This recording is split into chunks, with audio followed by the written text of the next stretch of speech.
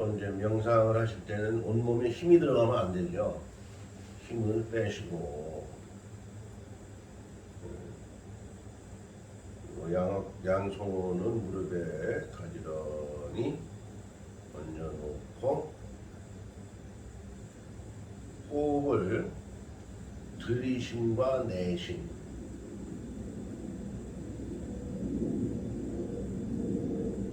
될 수 있으면 들이쉴 때 하나 둘 셋 넷 다섯 하고 내쉬는 게 좋습니다. 내쉴 때도 하나 둘 셋 넷 다섯까지 내쉬는 것이 좋습니다. 그러한 호흡법을 계속 유지하면서 들숨과 날숨을 하면 되겠습니다. 그래서 이제 호흡법을 하는 이유는 호흡에 집중하라는 거거든요. 호흡에 집중하라는 겁니다. 집중함으로 해서 우리는 알아차림 이제 에 들어갈 수가 있는 거죠. 자, 그러면 호흡을 들숨을 시작하겠습니다.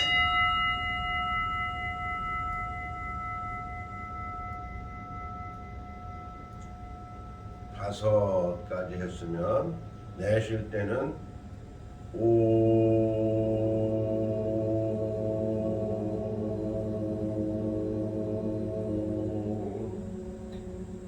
다시 들이쉬고 둘 셋 넷 다섯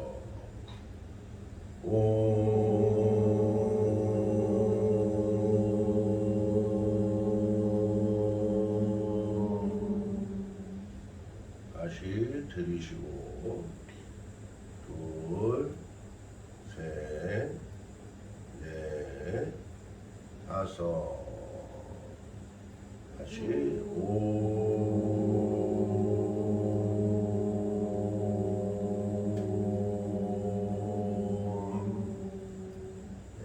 여기까지만 하겠습니다.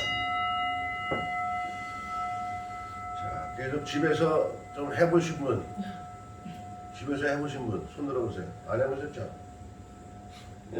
한번 계시면 효과가 있다고 하시더라고요. 해보니까 가정도 또 내외지간에도 이제 자손한테까지도 얘기하니까 자손도 좋아하고 좋아하고 그러니까 그렇게 함으로 해서 오음을 하면서 이제 우리가 오장육부에 울림을 줄 수 있고 울림을 줌으로 해서 오장육부의 기능이 원활해지고 기능이 원활해짐으로 해서 혈액순환이 잘 된다 라는 거예요. 혈액순환이 잘 되는 거예요. 이 오음을 한 20-30분만 이 호흡법을 20-30분만 하고 거울을 봐보면요 내 얼굴색이 다를 거예요. 네, 아주 효과적입니다. 그러니까 우리가 효과적인 것을 또 어렵다고 안 하더라고. 게으르다고 안 하는 거야. 무조건 하자고 하는 거는 싫대. 힘들다고 싫다고 그런 경우가 있어요.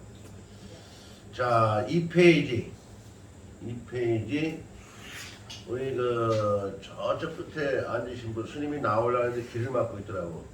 그러니까 끝에 앉으신 분 한번 읽어보세요. 이렇게 시작한 교회는 현재까지 1000년이 넘은 한국 불교를 능가하는 신자를 유지하고 있다는 것을 바라볼 때 한국 불교의 대중화와 현실적 흐름에 어떠한 방편으로 다가가야 할 것인가를 연구해야 할 때이다. 한국 불교는 산초 불교에서 근대에 들어와 도심 포교에 관심에 중점을 두고 있으나 아직까지도 일반 대중이 가까이 하기 위하여 다양한 프로그램이 절실하다고 보여집니다. 물론 한국 불교에서는 펜두스테이 프로그램을 통하여 불교 포교 활성화에 기여한 바 있지만 불교에서 인간의 심리 안정을 위한 접근 방법을 필요하다고 생각한다. 네.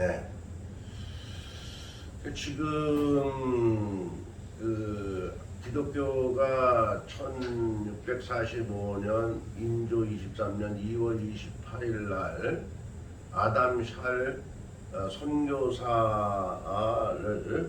나름대로 소련 세자 이황이 같이 이제 한양에 오물을 해서 시작이 됐다, 전파가 됐다라고 했잖아요. 그 후로 기독교의 어떠한 그런 세가 확장이 되면서 지금 현재는 기독교 인구가 초월했어요. 불자를 초월한 이러한 상태에 있습니다. 이러한 상태에 있어요. 이러한 상태이기 때문에 그런 문제에 있어서는 약간 그 불교 쪽에서는 자각할 필요가 있다라는 얘기를 제시를 이제 하게 된 겁니다. 제시를 하게 된 거고, 일단 우리가 그 기독교가 포교에 앞장서고 뭔가 대중화에 그 불교보다도 지금 앞서는 어떠한 현실적인 상황을 우리는 왜 그렇게 된 것인가라는 것에 대해서 깊이 생각해 볼 필요가 있다라는 거고요. 물론 그 어느 종교든 나름대로 본래 나 자성을 찾아간다라는 어떤 그런 마음을 유지하는 것은 아주 좋다고 생각하지만, 한편으로 생각하면은 기독교에서는 유일신을 얘기하는 어떤 경향이 좀 있기 때문에 그러한 문제는 스님 생각에는 약간 변화돼야 되지 않겠느냐라는 겁니다. 그 변화돼야 된다라는 것은 스님이 복원되는 유일신이 아니다. 지난주에도 얘기했지만은 애초에 마리아께서 예수님을 마국간에서 탄생시켰을 때 예수로 탄생시킨 게 아니에요. 응? 그 예수가 탄생이 돼서 자라면서 어떠한 그러한 시련 속에서 십자가의 고통을 받고 부활하심으로 해서 예수가 그 시점에서 탄생이 되는 거거든요. 그 시점에서. 그러니까 예수님도 애초에는 인간으로 태어나신 거죠. 인간으로 태어나신 거죠. 부처님도 마찬가지예요. 부처님도 글귀에는 태어나자마자 동서남북으로 일곱 발짝을 걷고 천상천하 유아독존 하셨다고 외쳤다고 하시는데, 스님 생각에는 약간 좀 포장을 많이 한 거 아닌가 이런 생각도 들어요. 그런 생각도 들어요. 왜 그런 생각이 드느냐? 예수님이 왕자로 태어났거든요. 예수님이. 그래서 출가를 하기 위해서가 아니라 이제 왕세자로 태어나면은 이제 궁궐에서만 이제 생활을 했었던 거죠. 우리 조선 시대도 마찬가지잖아요. 궁궐에서 생활하시던 분들이 궁 밖으로 나오기가 이렇게 쉽지 않았어요. 또 궁 밖의 백성들이 궁 안으로 들어가기가 힘들었고. 네. 근데 이제 예수님께서 궁 밖을 몰래 이제 나오게 되죠. 예수님이 아니라 부처님께서.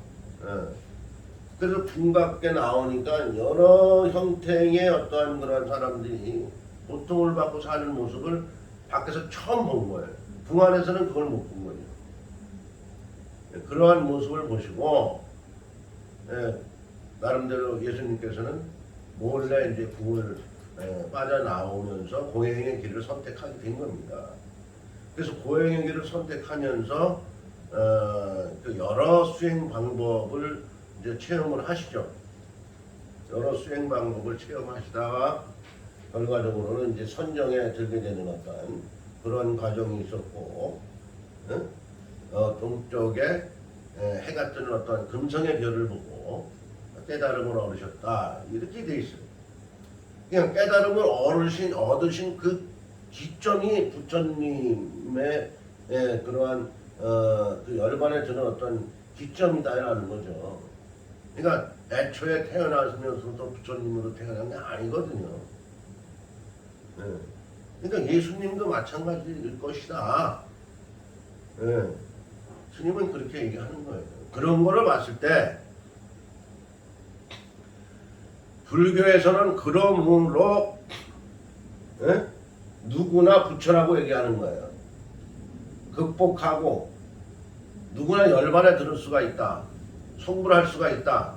그러니까 불자들은 인사할 때 뭐야? 성불하세요 해. 성불하세요. 예? 근데 이 교회에서는 사랑합니다 자매님 그래. 예? 사랑합니다 자매님. 신인도 많이 해봤어. 청년회 회장할 때 사랑합니다 자매님 많이 사랑합니다. 얘가 그 차이도 커요 사실은. 성불합니다 성불하세요 하고 사랑합니다 하고의 표현 차이는 큰 겁니다. 큰 거예요. 성불이라는 것은 당신은 부처가 되세요라는 얘기거든요. 근데 교회에서는 당신 예수님 되세요 그러면 욕하는 거야. 네, 유일신 예수님 하나 이거든. 네? 큰일 나, 쫓겨나. 쫓아내지는 않아, 교인들은. 쫓아내지는 않아. 스님 생각이 그런 것 같아. 근데 사실은 누구나가 예수님이 될 수 있는 거예요. 예. 스님은 그렇게 생각하고 있는 거예요. 예. 그러니까 그렇게 단지 이제 부처님이 되기가 예수님이 되기가 말같이 쉬운 게 아니에요. 쉬운 게 아니에요. 예? 예수님과 부처님은 정말 영원한 세계에서 영원한 세계에서 우리가 죽지도 않고 태어나리라는 그러한 영원한 세계에서 계시는 거 아닙니까? 그러니까 이제 교회에서는 그런 걸 가지고 영생을 얻으리라. 주 예수를 믿으면 영생을 얻으리라 하는데 그것도 깨달지 못하면 영생을 얻을 수가 없는 거예요. 주 예수만 믿으면 영생을 얻으리라. 거짓말이야 그건. 만이라는 것을 빼야 돼. 주 예수를 믿으면 열심히 믿으면 열심히 공부하면 영생을 얻을 수 있다. 이렇게 얘기를 해야 맞는 거야. 그렇게 얘기해요. 오늘부터 그렇게 하세요. 예? 이쪽 분도 그렇게 하세요. 예. 이쪽 분들은 잘하고 계셔. 근데 이쪽 분들이 좀 그게 맞는 것 같아. 그게 맞는 것 같아. 그러니까 뭐든지 열심히 하지 않으면 안 됩니다. 안 되는 거예요. 내 몸을 가꾸는 데 있어서도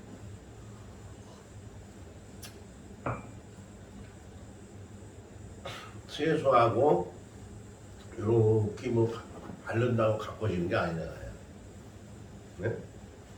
평상시에 몸을 관리를 잘 해줘야 몸이 제대로 가꿔지는 거 아니에요. 그러니까 근본부터 가꿔야 가꿔지는 거라고 보는 거죠. 그러니까 이러한 우리가 믿음의 생활도 근본부터 찾아 들어가는 어떤 그런 의미가 아주 중요한 거예요. 아주 중요합니다. 그러니까 이제는 불교에서의 어떤 포교 방법도 좀 변화돼야 되겠지만 기독교에서도 너무 허황된 그러한 표현을 쓰면서 포교하게 되면 이제는 안 돼요.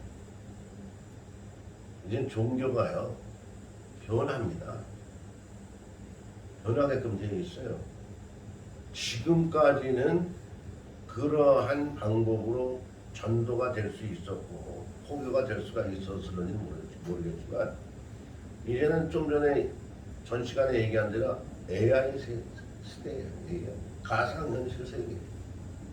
그리고 하나 딱 버튼 누르면 다 나와. 정보가 다 나와. 거짓말도 할 수가 없어. 예. 그러니까 함부로 스님 생활도 못해 이제. 옛날에는 승복만 입고 애매고 있으면은 뭐 이 사람도 와서 저래고 저 사람도 와서 저래고 쉬지도 하고 그랬어. 지금은 애매면은 뭐하는 짓거리야 그래. 예. 예. 그러니까 좀 약간 패턴을 좀 바꿀 필요가 있다라는 겁니다. 패턴을 바꿀 필요가 있다. 구체적인 얘기를 또 이제 들어가면은 내가 또 마귀가 사탄이 될 수가 있으니까 뭐 사탄이 되면 안 되는데 사탄이 되면 안 되니까 여기까지만. 아무튼 그렇게 변화를 주는 방법으로 해서 유지하는 것이 정말 성자로 이끌어가는 거룩한 실천 행위다라고 이제 정리를 하면서요. 현실에는 신경정신과 환자들이 10년 전보다 많은 수에 이르고 있으며 스트레스와 그로 인한 우울증 환자도 급속도로 늘고 있다. 네? 급속도로 늘고 있다. 그 전에 정신병 환자 하면은 정말 뭐 어쩌다가 하나 봤잖아요. 정신과 환자들도 어쩌다 봤어요. 어쩌다 한번. 지금은 신경정신과 의료 치료 받는 사람들이 한 30-40%는 될 거라고. 어쩌면 50%도 넘을 거예요. 우울증 환자들 이러니까 다 그 신경정신과 치료거든요. 50%도 넘을 거예요. 그것이 이제 스트레스에 의해서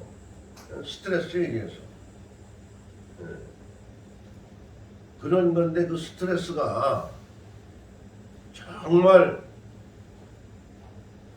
스님은 배도 고파봤잖아요.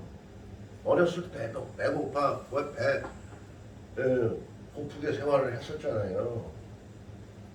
스님이 뭐 지금 이제 뭐 세나은 그렇지만 이제 50은 넘었고 60이 됐는지 안 됐는지는 모르겠어. 그거는 내가 기억이 없네. 그것까지 내가 기억하고 싶지가 않아.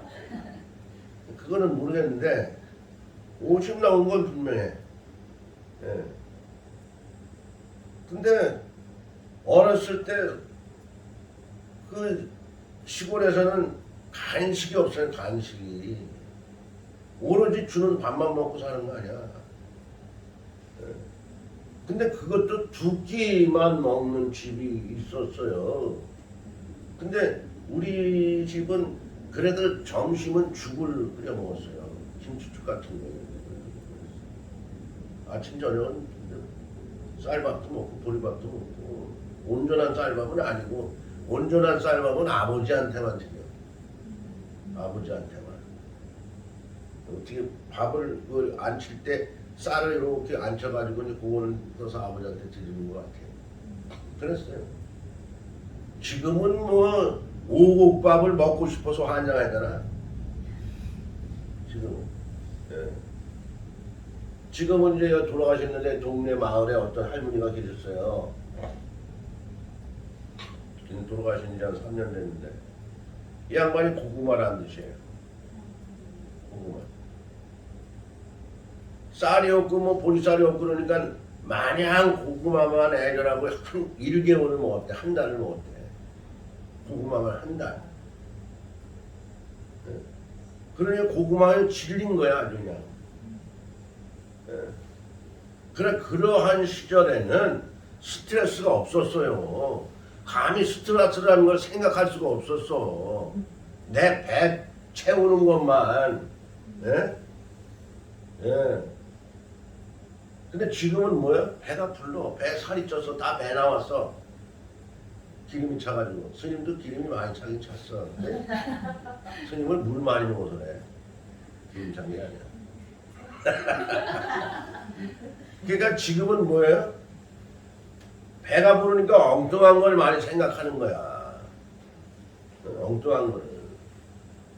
그러다 보니까 스트레스를 많이 받고 엉뚱한 걸 많이 생각하다 보니까 피해를 보게 되는 거야. 사실은 피해를 보게 되는 거야. 그러니까 스트레스도 더 받고.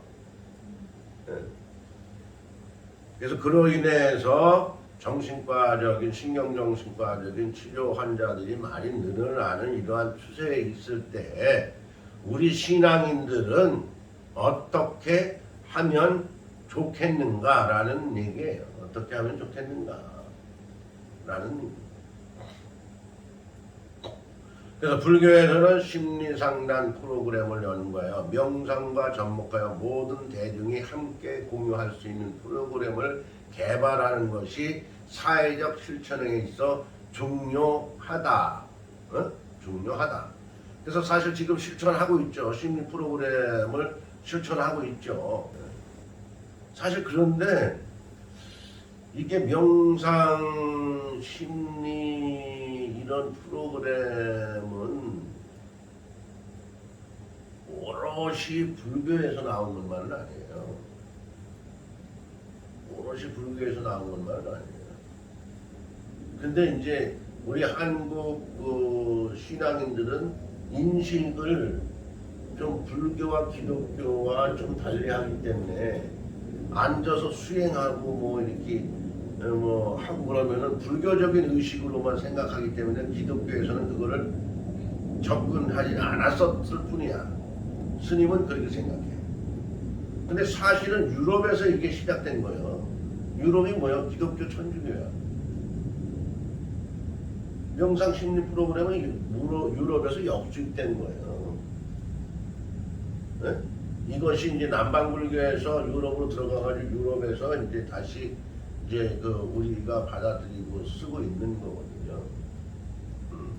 그러니까 이제 한국 기독교와 유럽의 기독교의 생활은 차이가 있죠.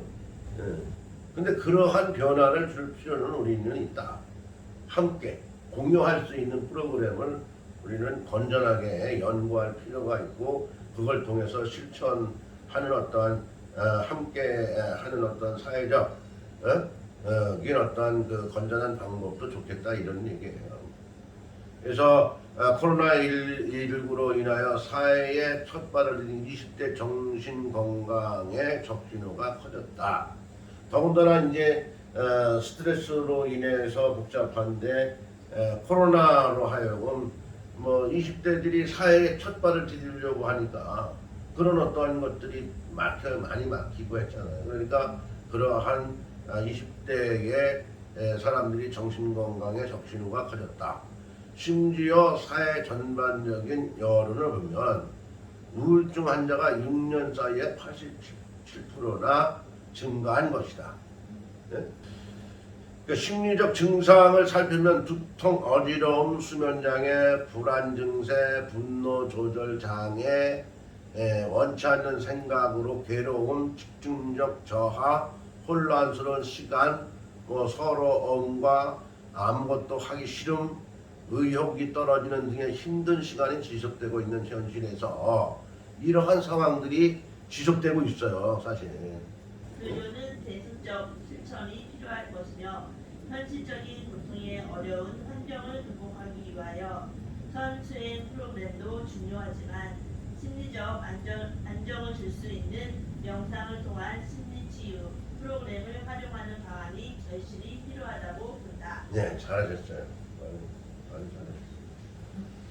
그러니까 이제 불교를 스님이 약간 어떠한 선생에 있어서 약간 좀 방법을 변형해서 명상 프로그램 같이 함께 할 수 있는 프로그램으로 심리적 안정을 줄 수 있는, 사회적으로 안정을 줄 수 있는 그러한 어떤 상황으로 다가서야 되지 않느냐, 이러한 것을 제공한 거고요. 그리고 지금은 이제 심리 상담소라든가 또 명상센터 같은 것들이 많이 문을 열고 있고요. 어제도 뉴스 보니까 이 강천면에 힐링 센터가 뭐 개소가 돼가지고 개원을 했더라고요. 근데 거기서 나를 안 부르는지 좀 그래. 답답한 생각이 들어. 응? 내가 그럼 한 프로그램을 내가 이렇게 해서 잘 좀 프로그램을 좀 돌릴 텐데 말이죠. 나한테 연락도 없네. 나 전화 분명히 있거든요. 연락도 없어. 내일 올래나. 내일은 또 주말이고. 아무튼 그러한 이제 사회적으로도 그렇게 여주시에서는 그렇게 앞서가는 행정을 하고 있습니다. 사실은 힐링 센터를 계속하고 그거를 이제 유치해서 주민들 또 시민과 함께하는 그러한 프로그램은 아주 중요한 프로그램이라 이렇게 생각이 하고 있습니다. 그래서 이것이 우리가 정말 형식적인 것이 아니라 실질적으로 그러한 주민들에게, 시민들에게, 국민들에게 다가설 수 있는 누구나 함께 부담 없이 높은 벽이 아니라 낮은 언덕에서 누구나 함께 이용할 수 있는 그러한 상황이 돼야 된다. 그것이 중요하다라는 겁니다. 그것이 중요하고요.